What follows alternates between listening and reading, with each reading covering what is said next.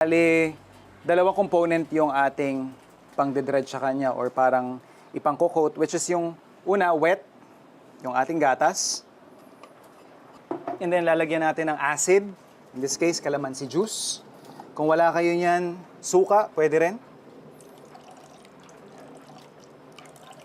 We're actually substituting buttermilk. Ito yung kadalasang bababad sa mga fried chicken, lalo na pag medyo western, American yung cuisine, yan yung pinaka-wet ingredient nila sa mga fried foods nila. So, since mahirap yung access sa atin dito sa Pilipinas ng buttermilk, you can substitute that with milk, fresh milk, and acid. So, yun lang yung parang tinatry nating ma-achieve. And kung mapapansin niyo dahil nilagyan natin ng acid yung ating gatas, medyo nagka-curdle siya ng kaunti.